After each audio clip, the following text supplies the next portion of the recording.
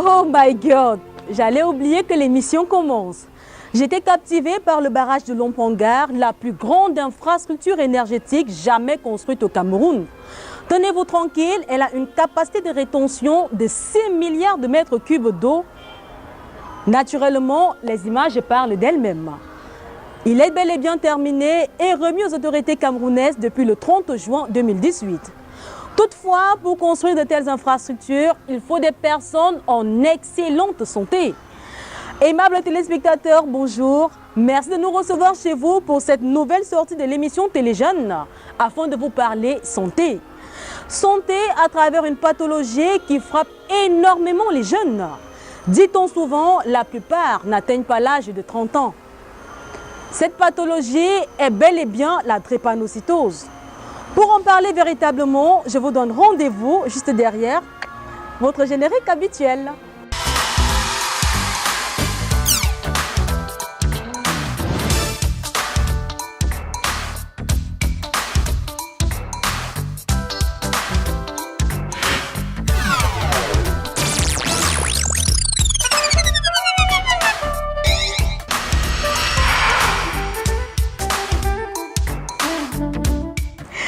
Adorables téléspectateurs, bonjour. Nous avons dit santé. Tout au long de cette émission, nous parlerons drépanocytose. Le saviez-vous, la drépanocytose est la maladie génétique la plus répandue dans le monde. On estime que 150 millions de personnes en souffrent à travers le globe. Elle est classée au rang de 4e priorité de santé publique. Nous plantons naturellement le décor de cette nouvelle galette Téléjeunes, essentiellement drépanocytose, avec le docteur Ngossak, chef du département hématologie à l'hôpital central de Yaoundé, qui nous en parle. La drépanocytose, c'est une maladie génétique. En fait, c'est une maladie qui est transmise par les deux parents. Et vous avez un enfant qui a un gène qu'on appelle qui est un gène S. Donc, il est, au lieu d'être AA, c'est-à-dire au lieu que son hémoglobine soit une hémoglobine AA, il a une hémoglobine qui est SS. C'est-à-dire que chacun des parents a transmis le gène S à un enfant. Et la particularité de cette hémoglobine, c'est qu'elle se polymérise. C'est-à-dire que les molécules s'associent entre elles et le transport d'oxygène, qui est le rôle premier de l'hémoglobine, ne se fait plus de façon normale. C'est la première chose. Mais en plus, cette polymérisation, c'est-à-dire cette association des molécules entre elles, déforme les globules rouges qui ne peuvent plus circuler d'une façon optimale. Et les globules rouges ont besoin de circuler partout pour laisser l'oxygène. Et là, ils ne peuvent plus circuler. Le pire, c'est qu'ils se cassent quand il faut passer par les petits vaisseaux.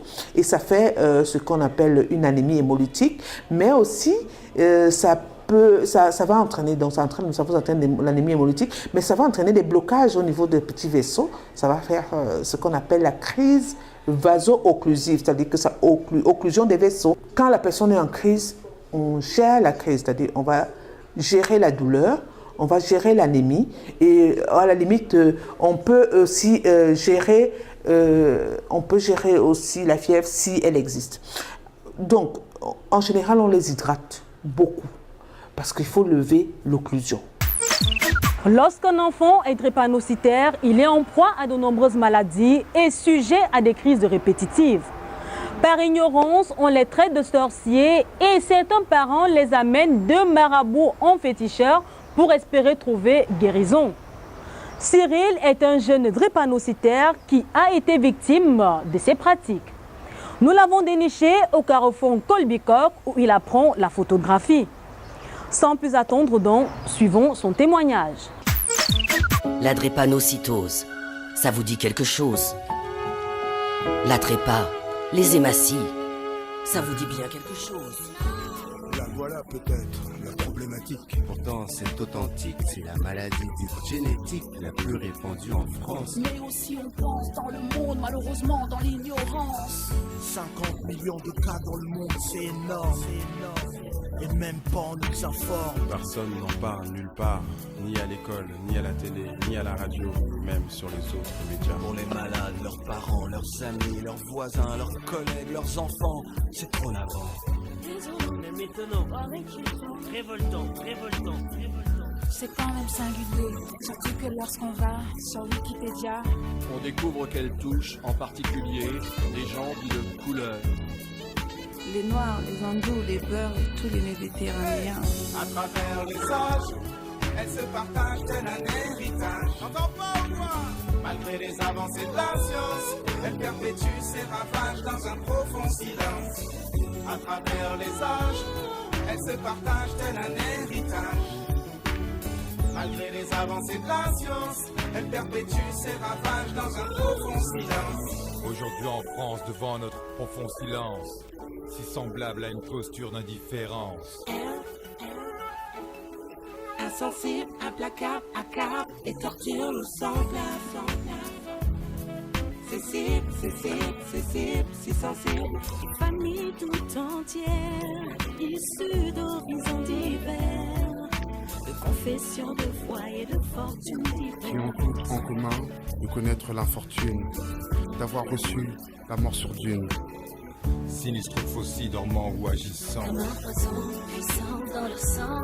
C'est glaçant. Ses parents, d'enfants victimes de cette maladie sans père ni mère, souffrent forcément de déprime. Car ils savaient qu'elle est héréditaire. À travers les âges, elle se partage tel un héritage. J'entends pas ou quoi? Malgré les avancées de la science, elle perpétue ses ravages dans un profond silence. À travers les âges, elle se partage tel un héritage. Malgré les avancées de la science, elle perpétue ses ravages dans un profond silence. Encore aujourd'hui hélas, seule cette indifférence fait acte de présence face à leur désespoir. Toutes ces courbatures inexpliquées, ces gènes à se mouvoir, ces mots, ces peines à en pleurer, ces souffrances de toutes parts. Et surtout toujours tous ces oui, aïe, des douleurs. Qui assaillent, tenaillent et cisaillent à toute heure, toute heure. Oh, yeah. S'ils sont victimes, sont-ils aussi coupables? Non, alors pourquoi ce déni inexplicable? Devant l'ampleur d'une telle maladie, devant tant d'une humaine tragédie, 50 millions de cas dans le monde. Did you ever hear about the sickle cell diseases? Cases all over the world, 50 million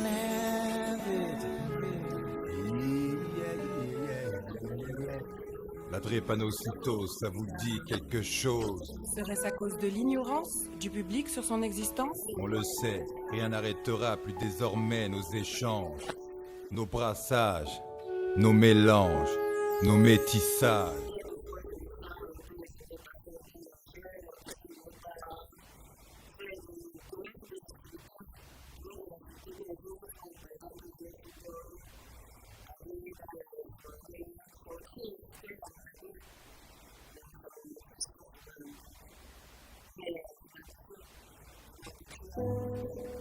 Perfusion.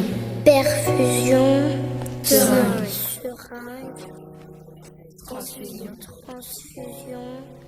Hydratation. Morphine. Calmant.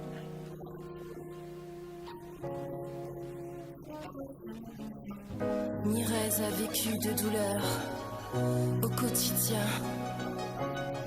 cliniques et hôpitaux. Très pathétique, n'est-ce pas? Est-ce qu'en ce siècle révolutionnaire, avec les prouesses techniques considérables que nous connaissons, les enfants devraient encore naître avec la drépanocytose? Nous, à Téléjeunes, disons non, non et non, ceci avec la dernière énergie. C'est ce qui justifie notre présence au centre de formation professionnelle en industrie d'habillement situé au quartier Oudja, c'est ici même à Yaoundé, où nous sommes allés parler aux apprenants de ce centre de cette pathologie. Ensemble donc, suivons ce récit de notre reporter. Cette salle de cours qui sert en même temps de salle de conférence s'est avérée étroite pour nourrir les échanges autour de la thématique du jour qui porte sur la pathologie qui, de plus en plus, gagne du terrain. Pour entretenir, sensibiliser informer et éduquer ces jeunes apprenants sur la drépanocytose, les membres de l'émission Téléjeunes ont sollicité l'association Convergence Drépanocytose qui, en 2 heures d'horloge, ont édifié et tenu en haleine leur auditoire. Si on accouple les deux, la femme qui est AS et l'homme qui est AS, ils ont 25% de possibilité d'avoir un enfant porteur sain, normal, pardon, pas porteur sain mais normal, AA, et 50% d'avoir un enfant AS, c'est-à-dire porteur sain. Vous voyez, qui ne fait pas la maladie, mais qui porte le gène de la maladie en lui, c'est-à-dire qu'il est susceptible de la transmettre demain après demain. Et là, vous avez ici SS, 25%. C'est-à-dire que vous avez 25% de chance, ou de malchance, on va dire ça comme ça, d'avoir un enfant drépanocytaire. Il paraît qu'il y a 2 formes de drépanocytose. Un drépanocytose, on peut prendre les remèdes traditionnels. Au cas où nous avons déjà fait un dépistage que notre conjoint et nous pouvons faire des enfants porteurs de la maladie. Est-ce qu'il y a des médicaments?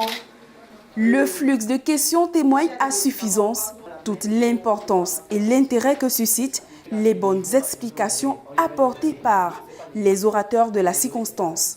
La drépanocytose est une maladie qui n'est pas encore curable, mais qu'on peut, n'est-ce pas, atténuer on peut atténuer, n'est-ce pas, les symptômes, on peut atténuer ainsi de suite. Un drépanocytaire, j'en connais qui sont octogénaires aujourd'hui. Au terme des échanges, l'on constate une prise de conscience notoire chez les apprenants.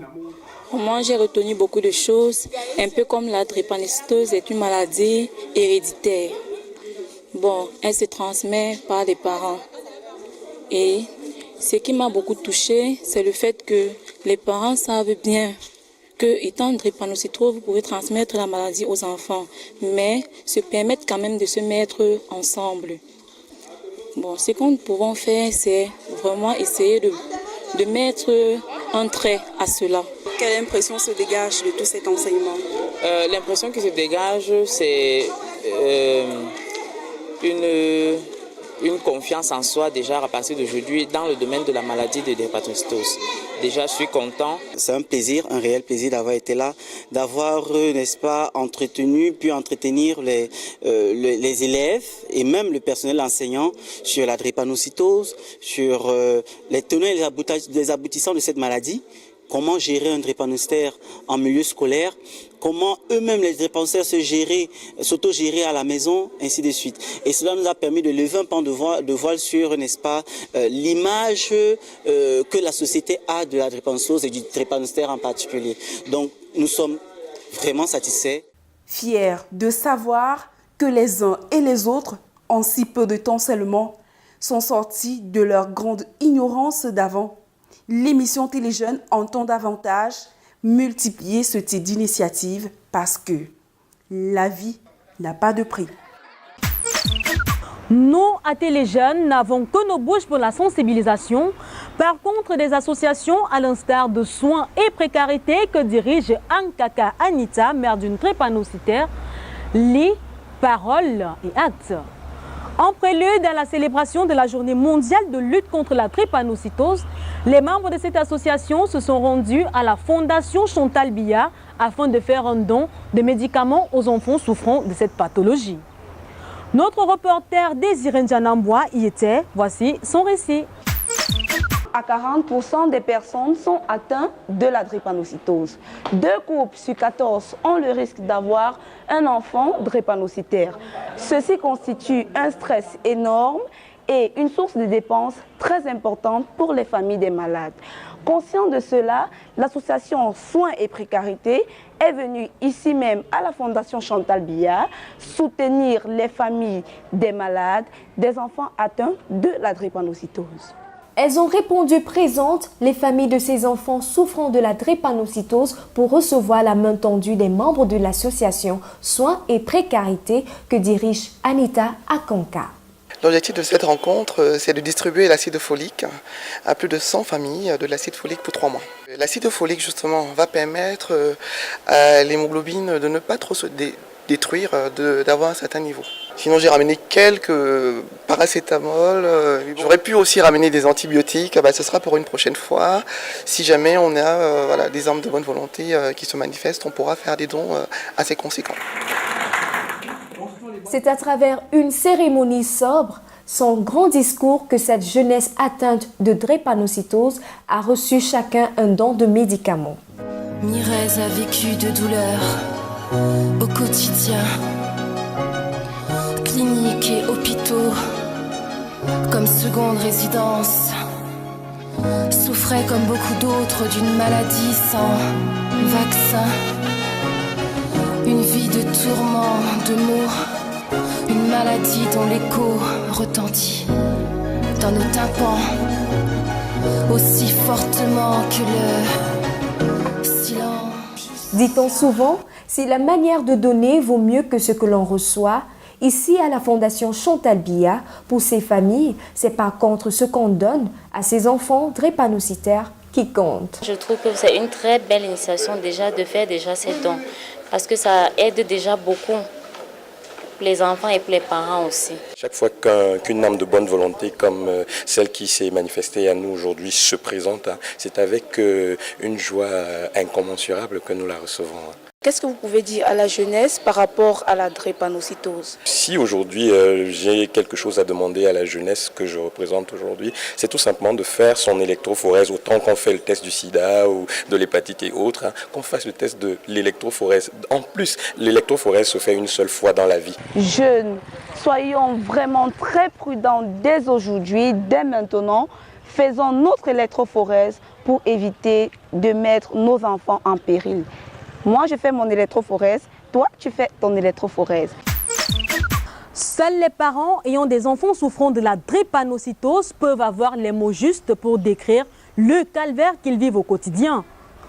Pour faire entendre leur douleur, de nombreuses associations ont vu le jour, qui, grâce à l'action du ministère de la Santé publique, se sont réunies en une plateforme dénommée Convergence Drépanocytose, que dirige d'une main de fer Madame Élise Zemeka.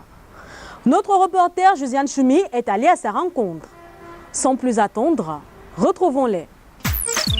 Bonjour Madame la Présidente. Bonjour Josiane. Comment allez-vous? Ça va bien. Alors, vous êtes présidente d'une plateforme de lutte contre la drépanocytose, couramment appelée anémie falciforme. Pourquoi cette initiative? La plateforme dont vous parlez, il s'agit de Convergence Drépanocytose. Pourquoi cette initiative? On s'est rendu compte qu'au Cameroun, on a plusieurs associations de lutte contre la drépanocytose. Avec les encouragements du ministère de la Santé, on a pensé qu'il vaut mieux qu'on se regroupe au sein d'une plateforme pour unir nos forces et ne plus aller dans tous les sens. Alors, au jour d'aujourd'hui, quel est le pourcentage exact des enfants atteints de drépanocytose au Cameroun? Tout à fait. On a 2% de nouveaux-nés qui naissent chaque année au Cameroun avec le trait drépanocytaire, qui sont SS. Donc drépanocytaire. Quelle est votre douleur, quel est votre ressenti vu que vous avez également des enfants porteurs de cette maladie? En effet, j'ai des enfants déjà malades et des enfants porteurs, c'est-à-dire des enfants susceptibles de transmettre la maladie. Vivre avec un enfant drépanocytaire, c'est beaucoup de nuits sans sommeil, beaucoup de jours d'hospitalisation. C'est vraiment beaucoup de dépenses en termes de médicaments. Quand on a un enfant drépanocytaire, il faut chercher à savoir ce qu'il ne faut surtout pas faire. Il faut connaître toutes les règles à respecter pour que cet enfant n'ait pas de crise régulièrement. Il faut savoir comment le nourrir. Il y a des parents à qui on a tellement mis dans la tête que le drépanocytaire, c'est un petit sorcier. Donc, on connaît des parents qui ne veulent même pas entendre parler de ces enfants-là. Mais bon. Le 19 juin 2018, c'est-à-dire il y a quelques jours de cela, voilà, le monde entier a célébré la journée mondiale de lutte contre la drépanocytose. Mais malheureusement, on constate qu'au Cameroun, il n'existe pas encore une unité spécialisée pour la prise en charge de ces malades, contrairement par exemple au paludisme, au VIH-Sida. Qu'est-ce qui bloque?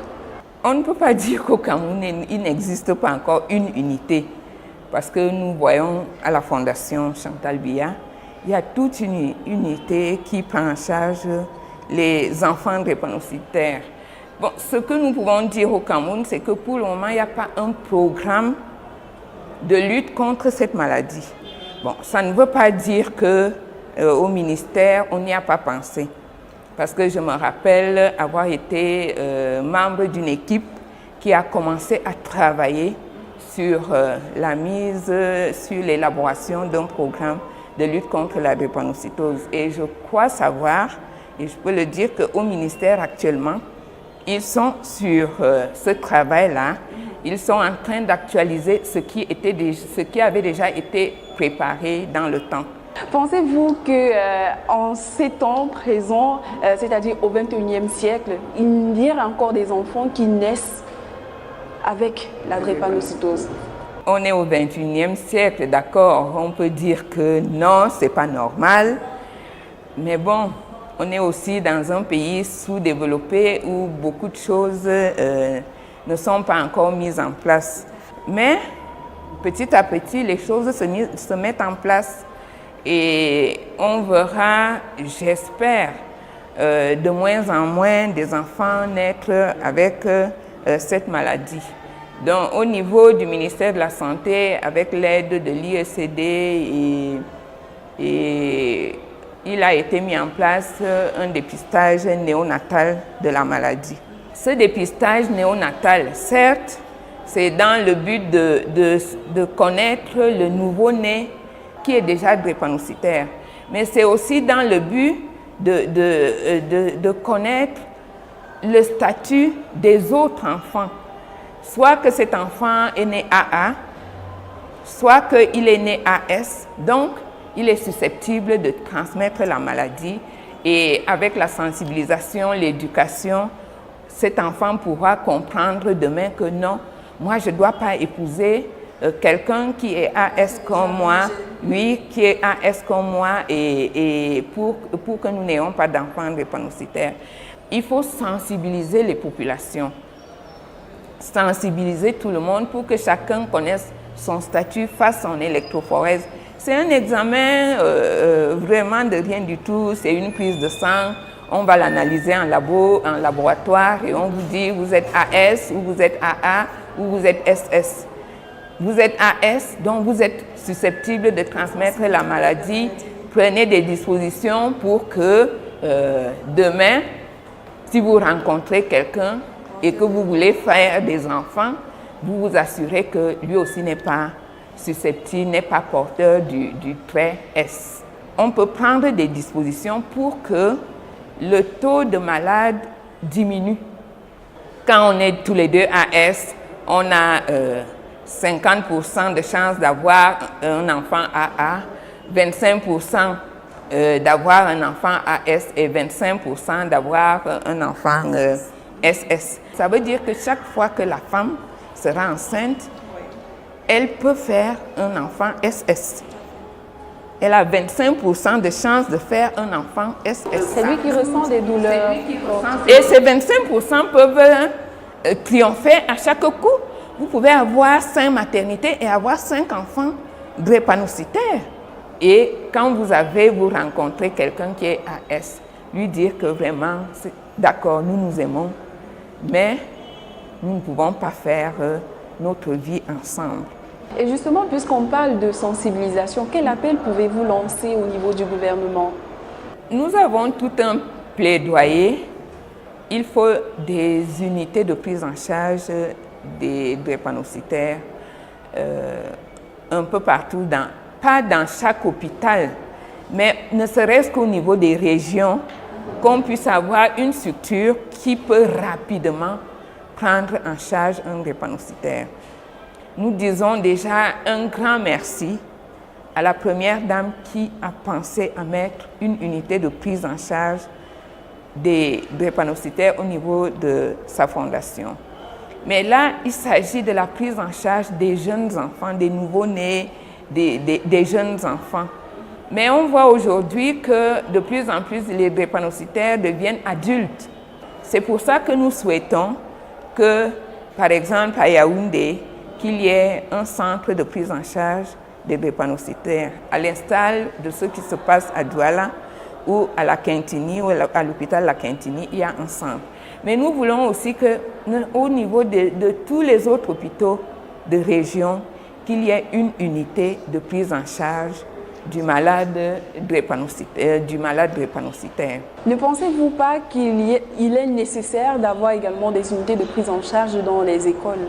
Ah, ça, bien sûr, mais pas des unités, mais que des dispositions soient quand même prises au niveau des écoles pour que, quand vous avez des élèves drépanocytaires et qu'un d'entre eux a une crise, qu'on puisse déjà la gérer avant que les parents viennent chercher l'enfant et l'amènent dans un hôpital. Nous savons que les écoles ont des infirmeries.